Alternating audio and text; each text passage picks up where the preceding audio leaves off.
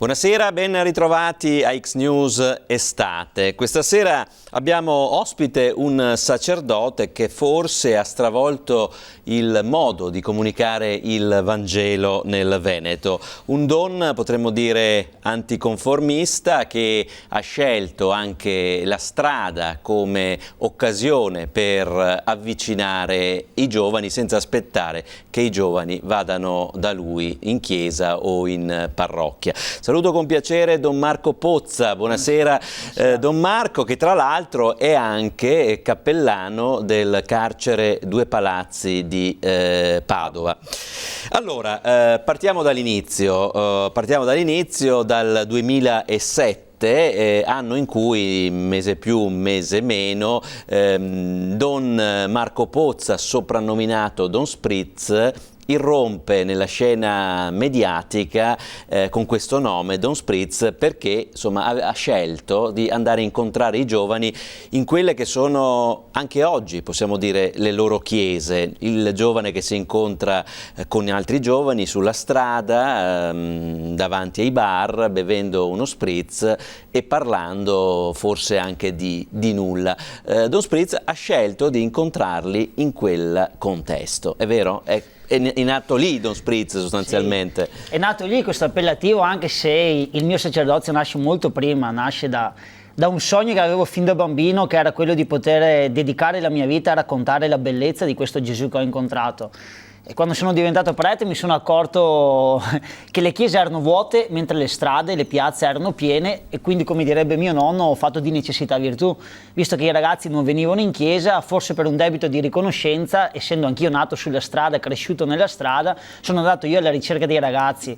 Ora ci tengo a sottolinearlo, non è che io me ne vanti di questo appellativo, anche perché di per sé sono astemio, quindi lo spritz male si addice alla mia persona. Però se questo appellativo serve per cercare di mostrare anche un'altra immagine di chiesa, un'immagine di chiesa che sia anche più vicina a quello che è il vissuto dei ragazzi, a quello che è anche il vissuto quotidiano, il vivere di tutti i giorni dei ragazzi, allora questo appellativo sono anche contento, perché racconta di un sacerdozio che è lontano dagli incensi ed è più vicino al profumo della strada, della polvere. Senta Don Marco, ecco, dopo 5 anni che bilancio fare di quell'esperienza? Quella è stata un momento, sì. E poi ovviamente nella sua strada ci sono state altre tappe, ecco, ma tenendo come riferimento, ecco, quel momento, ecco, è servito a qualcosa? Sì, diciamo che ho fatto molta carriera, perché come tanti ragazzi che nella strada imparano a spacciare, a bere, ad esagerare, poi finiscono in galera, anch'io dalla strada sono passato alla galera, sono diventato parroco del carcere, quindi diciamo che l'iter è stato molto lineare e anche consono al mio mandato. E al di là della battuta, se è servito e come è servito, perché mi convinco sempre di più, soprattutto dopo anche, tra virgolette, un po' il mio esilio dorato a Roma per fare un dottorato in teologia, e mi convinco sempre di più che oggi o il cristianesimo accetta di confrontarsi e di abitare laddove la gente vive, e soprattutto laddove i giovani, che della gente sono la versione giovane, vivono e abitano, oppure sarà sempre più difficile raccontare la presenza di un Dio che è vicino ai problemi della gente, ma anche alle speranze della gente. Quindi diciamo che il bilancio è più che positivo, anche se più vado avanti, con molta sincerità lo ammetto, più avverto anche la solitudine di un cammino che, e mi spiace dirlo, però mi fa trovare pochi alleati lungo la mia strada, e questo un po' mi dispiace, dall'altra parte anche mi incoraggia, perché nel Vangelo c'è scritto che laddove ti applaudono tante volte significa che c'è una dissonanza che con il regno dei cieli, quindi ben vengano a volte anche le critiche, anche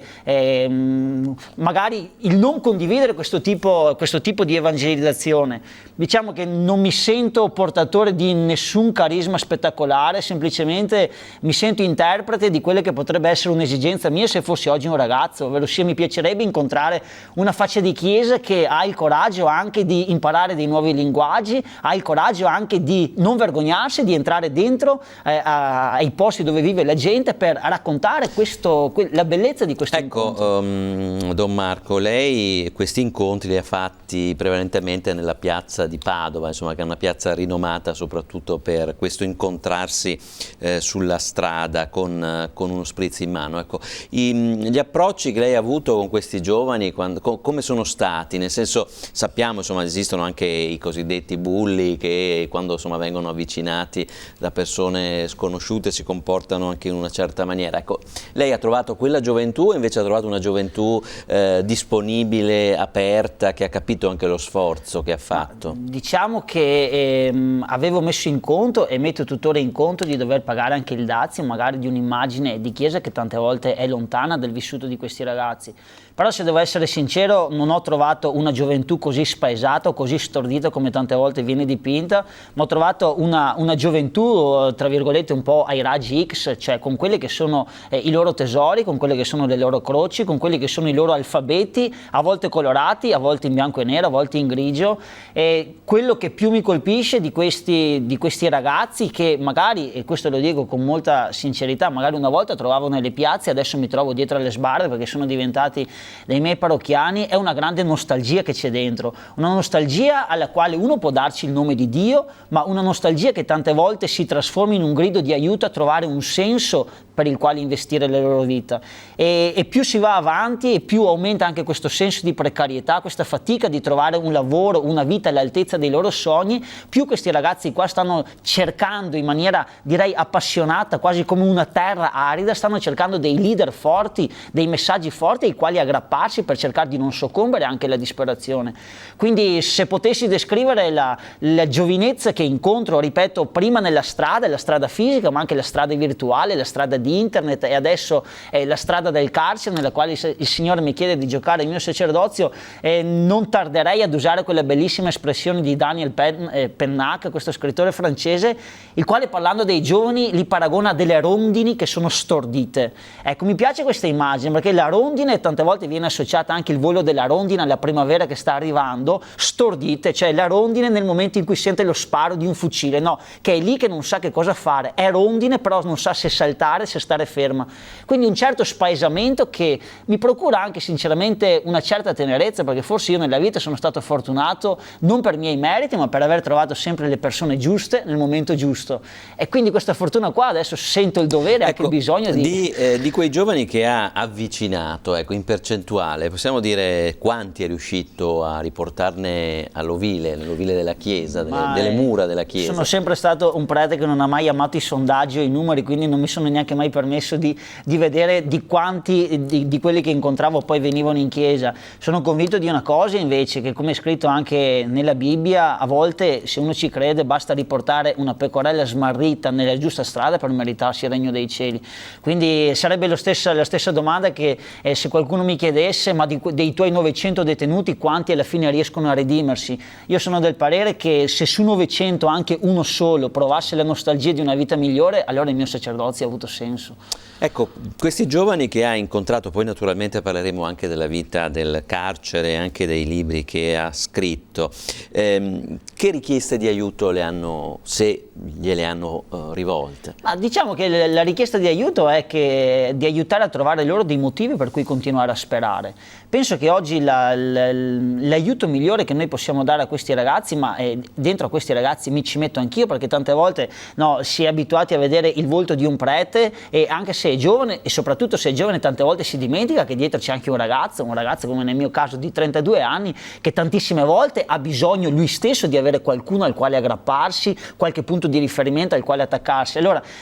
da parte mia avverto forse lo stesso bisogno che avvertono i giovani, ovvero sia quello di trovare una strada, di creare un'alleanza, una squadra dentro le strade, per cercare di alimentare quel pizzico di speranza che ci impedisce poi di non soccombere alla disperazione. La fatica è anche l'amarezza più grande di vedere che tantissime volte ad un'applicazione, ad un metodo, ad una fatica che si è fatta durante il periodo di studi, durante vacanze sacrificate anche per andare all'estero a perfezionare una lingua, a perfezionare un mestiere o qualcosa, poi si ritorna dentro alla vita di tutti i giorni e si vede purtroppo che a volte ad essere intelligenti si parte svantaggiati, perché oggi sembra nella Chiesa, la politica, la società ne è l'emblema più bello, sembra che chi è meno capace alla fine vada più avanti, quindi questo qua da un punto di vista di un ragazzo che magari c'ha talento è un invito quasi a scoraggiarsi. Ecco, secondo me quello che loro chiedono, e io stesso tantissime volte invano anche ho chiesto alla mia Chiesa, è quello di avere degli educatori che siano un po' degli allenatori, che siano in grado di parlare anche a chi nasce fuori classe. Ecco, questo suo anticonformismo, diciamo, le ha creato anche qualche problema indubbiamente interno, no? nelle gerarchie. Cioè, creare problema, diciamo che... Non ha trovato, come diceva prima, non ha trovato molti alleati. Sì, in questo non senso. ho trovato e non sto trovando, ecco, così siamo sinceri. Però al di là di questo è vero da una parte che non c'è forse non è ancora arrivato il momento di rendersi conto veramente che un certo modo di parlare, che un certo alfabeto, che un certo modo di fare pastorale ha funzionato negli anni '80 e oggi chiede di essere un po' La cartina di riaggiornato. tornasole, ad esempio, è il fatto che comunque le chiese continuano a essere semivuote. Certamente, ma questo qua ce la dice lunga anche su un fatto, il fatto che il cristianesimo non è sempre esistito nella storia. Il cristianesimo ha iniziato ad esistere quando c'è stato Dio che in prima persona ha preso in mano, no, con la venuta di suo figlio, la storia dell'umanità e sta condividendo un tratto. Però una cosa ha fatto Gesù Cristo e noi non la stiamo facendo adesso, che la capacità di Gesù Cristo è stata quella di stare al passo con i tempi, che non significa adattare il messaggio ai tempi, ma significa far sì che questo messaggio regga anche il mutamento dei tempi. Questa è la sofferenza che non vedo fare anche dentro la mia chiesa, ovvero sia accettare anche il rischio di un alfabeto nuovo pur di non smarrire. Questo è un argomento interessante, Don Marco Pozza, ne parliamo subito dopo la pubblicità. E eccoci a X News Estate con Don Marco Pozza, questo giovane sacerdote con il quale prima di andare in pubblicità stavamo parlando della necessità anche della Chiesa di adottare un linguaggio nuovo, un linguaggio più moderno. Ecco, una cosa che a volte mi domando, Don Pozza, anche vedendo le chiese che insomma non sono poi così piene, fatta eccezione forse per le grandi celebrazioni, è che una Santa Messa, ecco, la celebrazione, la predica del sacerdote, la predica che si basa sul Vangelo, deve essere sempre così, oppure è forse il caso di raccontare anche un Vangelo moderno, cioè raccontare quella che è la vita oggi e interpretarla, magari anche con delle storie vere? Ma su questo va a toccare un tasto dolente, nel senso che sono convinto di una cosa, che il momento dell'omelia dovrebbe essere anche il momento in cui la parola di Dio e la pagina del Vangelo che sia ascoltata, il sacerdote, che ne dovrebbe essere l'interprete un po' più affidabile, sia in grado di calarla anche dentro a quello che è il quotidiano, il vivere della gente. Quando io studiavo teologia c'è stato un teologo che diceva che il cristiano dovrebbe essere colui che in una mano tiene il giornale e dall'altra parte tiene la Bibbia, ovvero sia leggere la vita di tutti i giorni alla luce del Vangelo. Ora penso di non urtare la sensibilità di nessuno dicendo che tantissime volte il momento dell'omelia è diventato il momento del pisolino durante la messa, ma voglio dire, a volte si rischia di sentire parlare un linguaggio in codice, si rischia di sentire a ripetere delle frasi fatte e rifatte che poi, voglio dire, se non si è disposti anche a perderci del tempo per leggere, per informarsi e per cercare di concretizzarla, è ovvio che se io una predica la preparo nel momento in cui suona la campana che sta iniziando la messa finché c'è il canto iniziale, è ovvio che non sarà poi capace di toccare anche quello che è il vissuto della gente. Molte volte, forse in modo irriverente, penso che magari la predica che sento oggi è la stessa che, soprattutto per quelli che magari la leggono, è la stessa che era stata scritta l'anno precedente. Sì, senza tener conto che il Vangelo è lo stesso che è stato scritto 2000 anni fa, ma la capacità unica che se io oggi lo sento è come se lo sentessi la prima volta, ovvero sia è capace di parlare ad un ceto di persone, ad un altro ceto di persone in ogni singola situazione, in ogni epoca della storia. Ecco allora dove nasce anche la responsabilità di un sacerdote, ovvero sia quella di tentare di dimostrare come il Vangelo non sia una favola, ma sia un messaggio che si cala dentro alla vita quotidiana, che si cala dentro alle situazioni. Io forse in questo sono anche avvantaggiato, perché a raccontare e predicare il Vangelo dietro alle sbarre, in carcere, ti capita tantissime volte di avvertire che le parole che sentivi anche fuori dentro hanno una cassa di risonanza diversa, ed è per questo che pur nella fatica mi ritengo anche in una posizione privilegiata, perché essendo una parrocchia senza portafogli, di questo me ne vanto, il carcere, un sacerdote ha la possibilità di vedere che cosa riesce a fare la parola di Dio senza nulla quando l'uomo è spoglio, è per terra, vedi che riesce a compiere dei miracoli. Questo perché la parola della scrittura ha una capacità unica di entrare dentro l'anima delle persone come un qualcosa che trafigge, che mette in piedi, che provoca. Non è una nenia funebre, cioè è un qualcosa che è capace di rimettere in piedi delle esistenze, come capitava anche ai tempi di Gesù. Ecco, i nuovi frequentatori delle chiese, ad esempio, potrebbero essere anche persone che si aspettano di sentire dal pulpito una lettura dei fatti che succedono, delle problematiche che abbiamo quotidianamente, voglio dire la famiglia che non arriva alla fine del mese, la difficoltà di trovare un lavoro, la difficoltà di mantenere una famiglia che magari non sia più. Ecco, queste cose probabilmente sarebbero un appeal maggiore per delle persone che, come diceva prima, insomma, sanno che molto spesso se vanno in chiesa durante l'omelia si sentono certo, un sermoncino che a volte fa veramente addormentare. Ma mi permette anche di dire, direttore, che questo è possibile nella misura in cui un sacerdote ci vive dentro il vissuto della gente, perché se io me ne vivo rintanato dentro all'oblò di un terzo piano di qualsiasi università, oppure me ne sto rintanato fuori dalla vita della gente, non potrò mai capire che dentro ad una società c'è il dramma del carcere, c'è il dramma dell'emarginazione, c'è il dramma della povertà. Io sono figlio di un operaio che quando avevo 10 anni ha perso il posto di lavoro, e io mi ricordo a casa la tristezza di quei giorni e l'amarezza di non aver visto nessun prete che venisse lì a spiegarmi il perché mio papà aveva perso il lavoro, perché quel bambino lì, non so, a 2 anni ha terminato di vivere la sua vita. Ecco allora che laddove la predica si riduce ad un semplice spot elettorale politico, o laddove la predica si riduce a un semplice continuo stillicidio morale, io sono convinto di quello che diceva Giovanni XXIII, che ha messo in piedi un concilio giusto 50 anni fa, quando disse che il cristianesimo prima di tutto è un messaggio umanamente conveniente. Se ci dimentichiamo questo diventa un semplice moralismo che la gente non è più disposta ad ascoltare. Possiamo dire che si sono raffreddati anche i sacerdoti. Faccio un esempio. Io ricordo ad esempio una questione non bella, triste, cioè i funerali. Prendiamo i funerali, no? Una volta il funerale era un momento di grande partecipazione anche da parte del sacerdote. Adesso il sacerdote non va più in obitorio, il sacerdote aspetta nella sua chiesa. Diciamo che sono cambiate anche le esigenze, voglio dire, al prete, adesso il prete, immagino, un prete di parrocchia viene chiesto di essere purtroppo un tutologo su tante cose e dappertutto. Certo che ci sono delle situazioni in cui la figura di un sacerdote avrebbe la possibilità di essere veramente incisiva, e queste sono le situazioni che corrispondono ai grandi incroci dell'esistenza. Può essere un matrimonio, può essere un funerale, ma non necessariamente deve essere un qualcosa di triste, può essere il giorno del Natale, il giorno della Pasqua, cioè, ovvero sia tutti quei momenti là in cui mettere in gioco una passione, un'eleganza, mostrare anche che c'è dentro al messaggio cristiano, non c'è solo un concetto di verità e di bontà, c'è anche un concetto di bellezza che deve essere raccontato. C'è un teologo che penso che fra qualche mese deve per forza perdere la cattedra, perché è uno spirito libero dentro alla Chiesa, che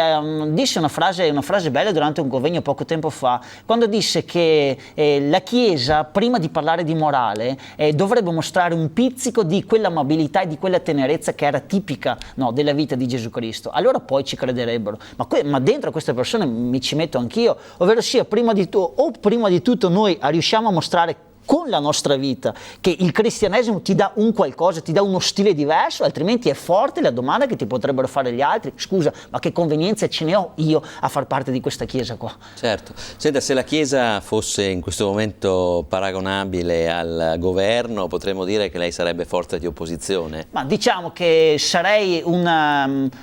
appartenente leale alla mia Chiesa, perché la mia Chiesa io la amo profondamente, la amo così tanto che sono disposto anche a pagare di persona per certe mie scelte, ma c'è un grosso problema, che non è la Chiesa dei miei sogni, e proprio perché non è la Chiesa dei miei sogni, ma una Chiesa verso la quale provo un amore viscerale, ed è per questo che all'interno mi permetto anche a volte, per quel pochissimo che mi è possibile, di essere una forza critica ma costruttiva, cioè, e per questo voglio dire, ho accettato anche di mettermi dietro le sbarre insieme ad una fascia di società che è emarginata. perché o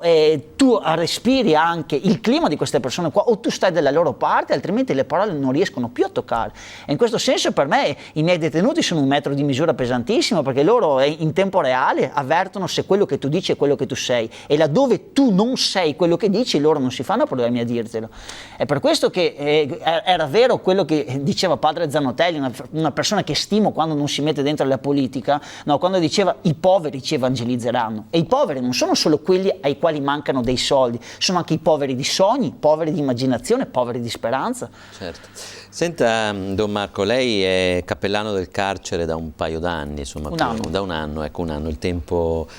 sembrava di più. Ecco, che carcere ha trovato? Ecco, si dice sempre, insomma, le carceri sono sovraffollate, dovrebbe essere un'esperienza per il carcerato di ricostruzione anche della sua vita, invece alla fine è una ulteriore sofferenza. Diciamo che l'immagine che ho trovato di carcere è quella di un luogo che, tra virgolette, un non senso. Ovvero sia l'esperienza del carcere come è strutturata adesso non serve minimamente a mettere in piedi quello che dice la Costituzione, ovvero sia a rieducare un ragazzo. Ora, partendo da questo presupposto, noi dobbiamo lavorare con gli strumenti che ci abbiamo. Io ho trovato un carcere concretamente dentro al quale sono ospitate più di 900 persone, sono 900 storie, non di delinquenti, di ex delinquenti. Quindi 900 persone a fronte di una capienza più o meno di 500 persone. 500 persone, quindi quasi il doppio. Sì, siamo quasi al doppio, quindi ovviamente il luogo comune del sovraffollamento e tutto il resto. Però siccome di questo ne parlano tantissime persone, l'immagine che ho trovato io del carcere, l'esigenza primaria che c'è dentro il carcere è quella di essere ascoltati. Ecco perché un prete da solo non riesce a fare nulla, perché non riesce a reggere la forza d'urto a questa valanga improvvisa che ti arriva da loro. Però la cosa bella in questo primo anno che mi hanno insegnato questi ragazzi, che per me sono i miei parrocchiani adesso, e ne parlo anche con un certo affetto, è quella di comprendere il male senza mai giustificarlo. Il male va compreso, cioè, ovvero sia uno che compie un reato, la giustizia lo giudica per lo spazio del reato. A me che sono prete c'ho la libertà e forse anche il dovere di risalire alle sorgenti di quel reato, di rileggere assieme a quella persona una storia difficilissima, perché nessuno mi ha raccontato di storie felici che li ha portati a delinquere, e assieme con loro a cercare di trovare dei motivi per non morire di disperazione dentro al carcere. Ecco, in questo anno la storia che l'ha colpita di più qual è? Ma tutte le storie sono storie drammatiche, e dentro il dramma c'è la bellezza. Ovviamente, essendo un carcere di massima sicurezza, ci sono storie pesantissime, abbiamo un riassunto intero del codice penale, e non mi va di spiattellare nessuna storia, anche per un diritto di eleganza e di delicatezza nei confronti di questi ragazzi. Certamente mi colpiscono le storie pesanti, che sono state anche la cronaca mostruosa, no, del nostro Veneto in questi ultimi anni, in cui tu vedi che una persona dopo tanti anni di carcere qualche volta prende le distanze dal male che ha fatto, accetta di pagare quello che la giustizia gli ha attribuito, e nel frattempo sta cercando anche di organizzarsi per diventare un uomo diverso una volta che uscirà. E di queste storie ce ne sono dentro al carcere. Bene, continueremo a parlarne tra un paio di minuti, sempre con Don Marco Pozza. Ancora con Don Marco Pozza, cappellano del carcere Due Palazzi, ma anche scrittore, con il quale tra un po' parleremo anche dei suoi libri. Ma torniamo per un attimo al carcere, Don Marco, a quelle storie. Il pentimento è riscontrabile in tutti, oppure c'è qualcuno che, nonostante quello che ha fatto, non si pente di quello che ha fatto? Penso che il carcere sia un po' la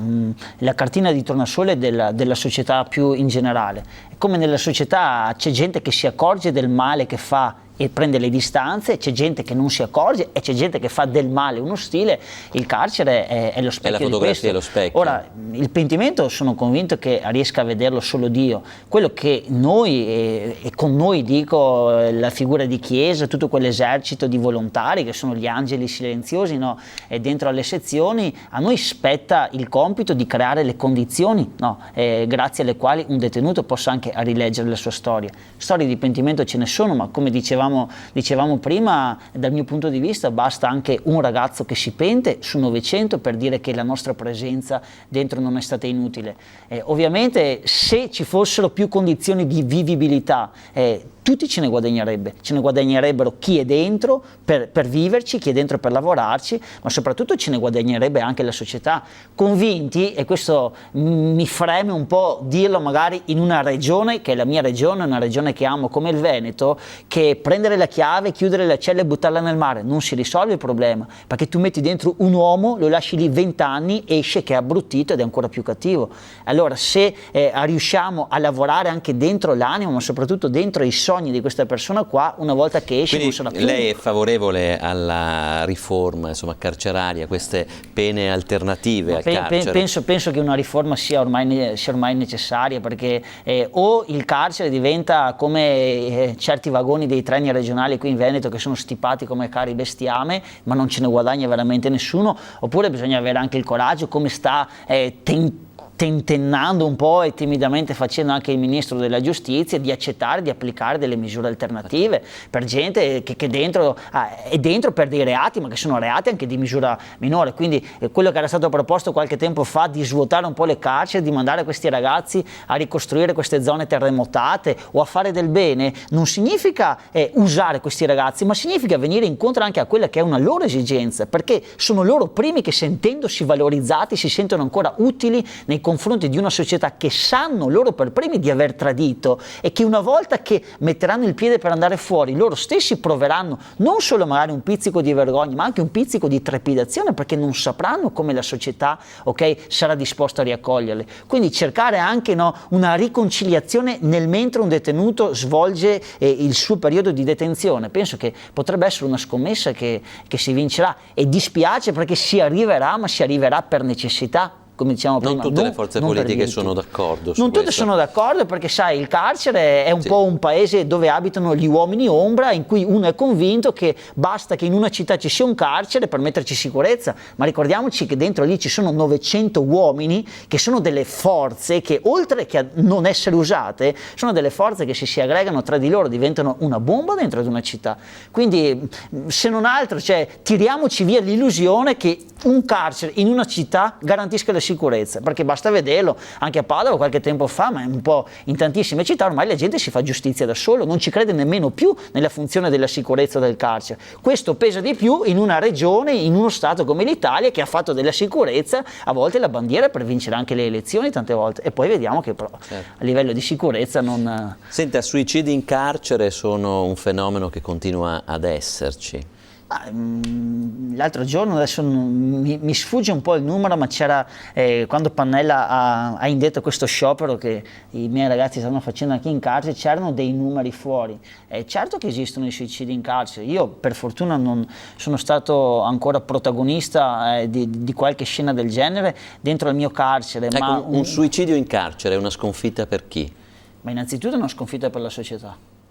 Non penso che sia una sconfitta, almeno non la leggo come sconfitta da un punto di vista di uno che nel carcere ci entra con uno spirito da volontario, perché comunque a noi rimane la bellezza di averci provato fino in fondo a fare del nostro meglio. Però io vorrei che tantissime volte si parlasse, oltre che dei suicidi dei detenuti, anche dei suicidi degli agenti, di questa gente che magari tantissime volte svolge un lavoro silenzioso, massacrante a livello di testa, e che a volte loro stessi per primi perché non poi ce la sono fanno. Pochi tra l'altro anche loro, sono quindi pochi, numericamente... e soprattutto anche da un punto di vista umano c'è una carica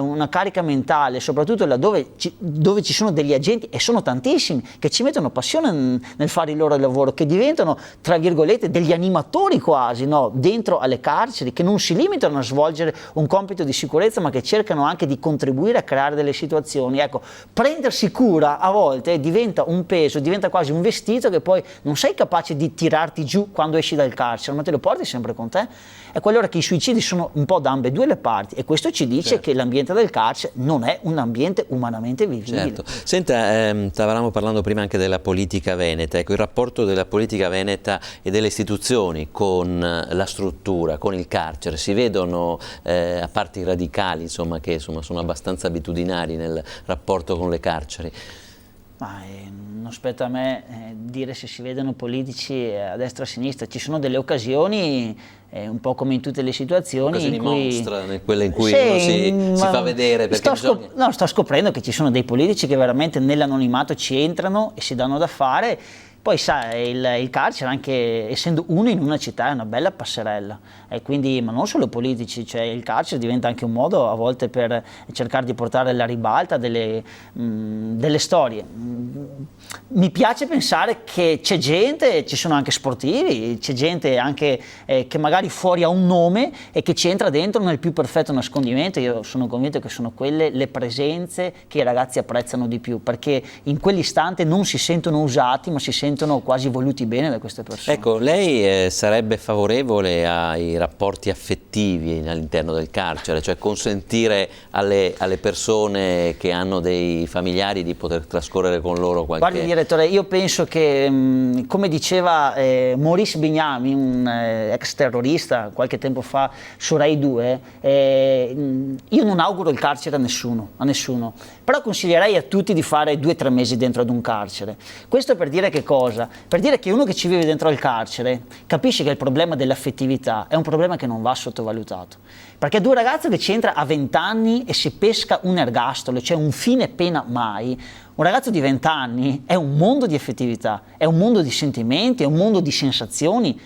Fuori ci sono delle fidanzate, ci sono delle mogli che scontano loro stessi un ergastolo. Io sono convinto che non si tratta di costruire dentro un carcere una zona a luci rosse, perché questo sarebbe offensivo nei confronti delle loro mogli, delle loro spose, ma quello di creare delle situazioni in cui loro stessi possono sentirsi ancora vivi da un punto di vista affettivo. Io sono sicuro che, se non altro, contribuirebbe a far sì che tanti legami non si spezzerebbero tra di loro, e soprattutto permetterebbe anche di respirare un clima umano un po' più leggero anche dentro il carcere. Quindi il problema dell'affettività è forse il problema cardine, no, uno dei 2 problemi cardine, oltre a quello anche del lavoro dentro ad un carcere, per far sì che questi uomini si sentano ancora vivi e non ecco, lei sa che siamo comunque in una regione in cui questo buonismo non è condiviso, nel senso che c'è più di qualcuno che sostiene, insomma, tu hai compiuto dei reati, devi pagare, non vai in albergo ma devi scontare una pena. Certo, ma nessuno chiede che il carcere diventi un albergo, ma semplicemente che il carcere rispecchi quello che chiede la Costituzione, ovvero sia di essere un tempo, un momento che è anche rieducativo e non è solo umiliante. E poi teniamo presente che c'è un concetto che io sto rivalutando durante la mia permanenza in carcere, del concetto della libertà. Mi sto rendendo conto che dentro ci sono persone che sono molto più libere, pur essendo prigionieri, di gente che è fuori ed è libera e magari è prigioniera non solo di luoghi comuni, ma soprattutto di un modo di fare. Il rischio è quello di pensare sempre che il carcere abiti chissà dove, abiti distante. Oggi in carcere si finisce anche per un'inezia, si finisce per una piccola ingenuità, e tantissime volte è amaro constatare, mi creda, che è più facile difendere un omicida che difendere un ladro di polli. E oggi in carcere ci va della gente perché non ci arriva a fine mese, perché ruba 3 kg di carne al supermercato, e li sbattiamo dentro il carcere. Ora, che funzione rieducativa e a che cosa serve far scontare 1 anno di galera ad un ragazzo perché ha rubato 2 kg di carne perché il bambino moriva di fame? Qui non si tratta di buonismo, si tratta semplicemente di rapportare la pena al delitto che viene Senta, compiuto. non porta in carcere, però ci sono anche tanti giovani che si buttano via, possiamo usare questo termine. La droga scorre a fiumi, soprattutto in una città come quella di Padova, e anche questo è un problema da non sottovalutare, cioè tanti giovani che non si rendono conto del valore della libertà e per un'ora di follia si rovinano gli anni migliori della loro vita. E in questo senso, questo senso è vero, ed è per questo che secondo me c'è un progetto dentro al carcere che è un progetto secondo me encomiabile anche, che si chiama La scuola nel carcere, il carcere nella scuola, dove quest'anno, grazie ad una redazione di Ristretti Orizzonti, che è è un'associazione che opera da tantissimo tempo dentro al carcere, mi sembra che quasi 5.000 o 5.500 studenti sono entrati dentro il carcere e hanno ascoltato le testimonianze dei detenuti. Secondo me questo può essere importante per creare quella prevenzione, quella sensibilizzazione, nel mostrare anche ad un ragazzo che tantissime volte, no, per una notte di follia poi ci si complica una vita. E purtroppo se noi tirassimo via il problema della droga, penso che nel carcere vivremmo anche larghi, nel senso che purtroppo dentro ci sono tantissime persone che sono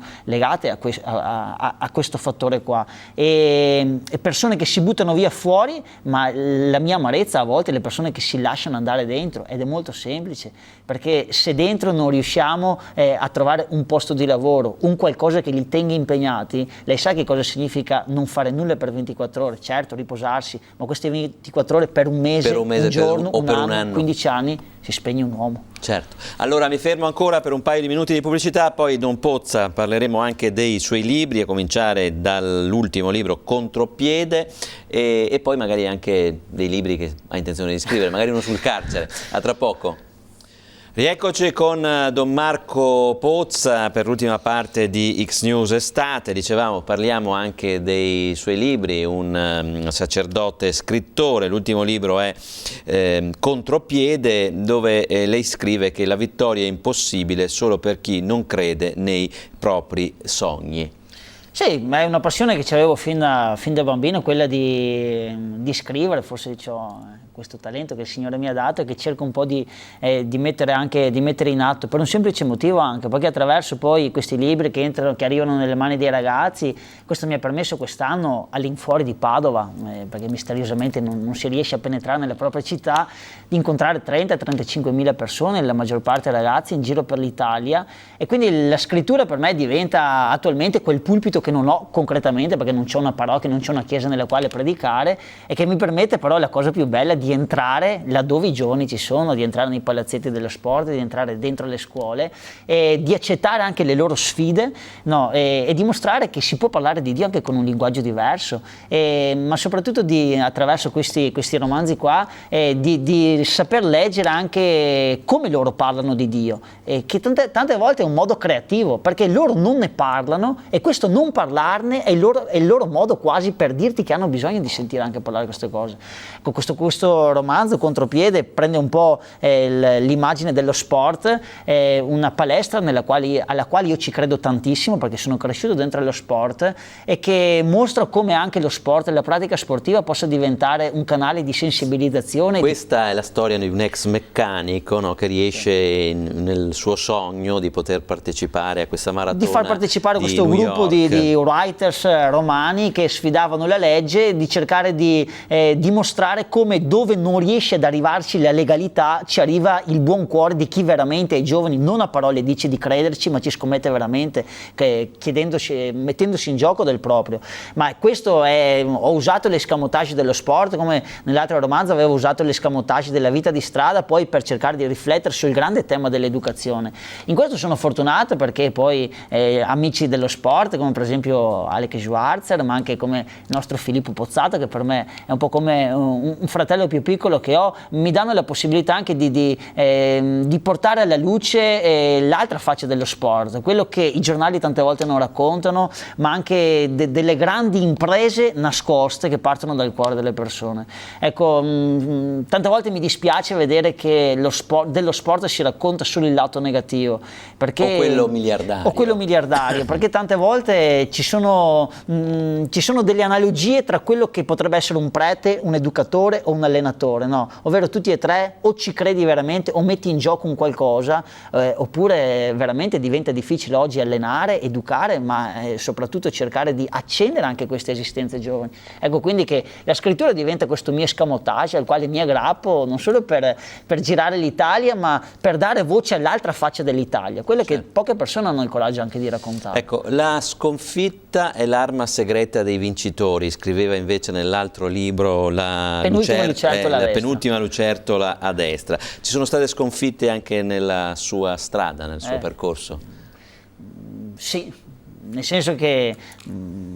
ogni giorno, se alla sera quando vado a letto ci ripenso alla mia giornata, c'è sempre una concatenazione di piccole vittorie, piccole sconfitte. Magari non c'è stata la sconfitta eclatante dentro la mia vita, però se guardo dei punti di guadagno che ci ho avuto nella vita sono stati perché ho trovato qualcuno che mi ha insegnato ad analizzare le sconfitte e a tirarci fuori anche il bello che c'è dentro.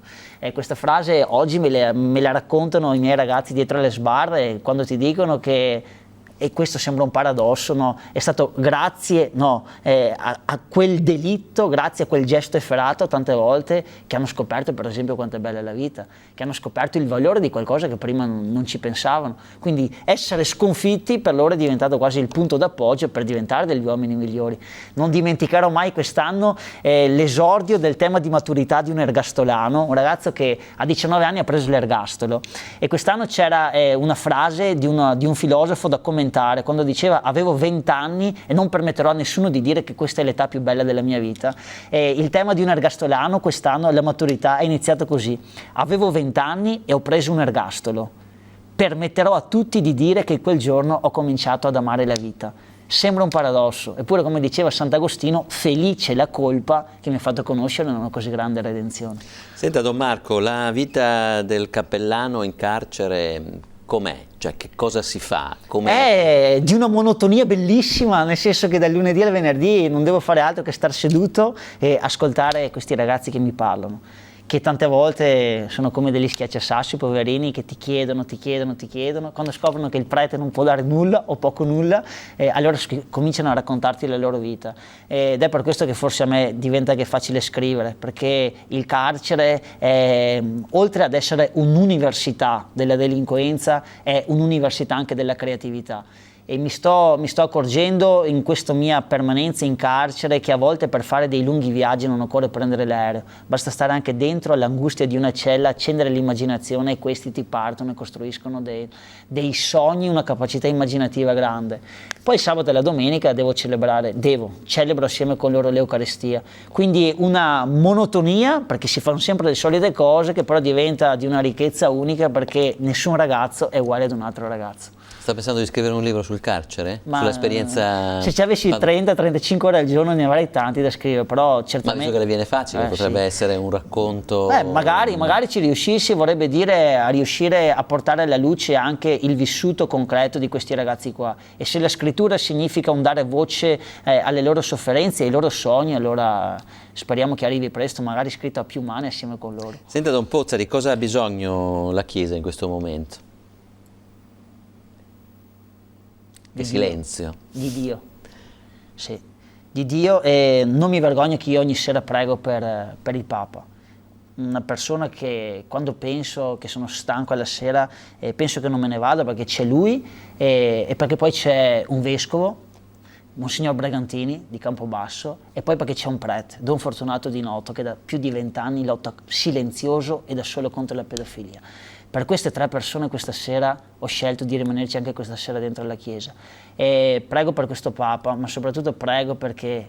lo lasciano parlare. Sembra un controsenso, poi io sono convinto che se lo lasciassero parlare questo Papa veramente sarebbe in grado di portare una ventata di credibilità dentro la mia Chiesa. Forse di questo c'è bisogno. C'è bisogno di questo. Senta, e c'è bisogno di preghiera? La gente ha ancora voglia di pregare? Non so se la gente abbia voglia di pregare, so però che le grandi rivoluzioni dentro la Chiesa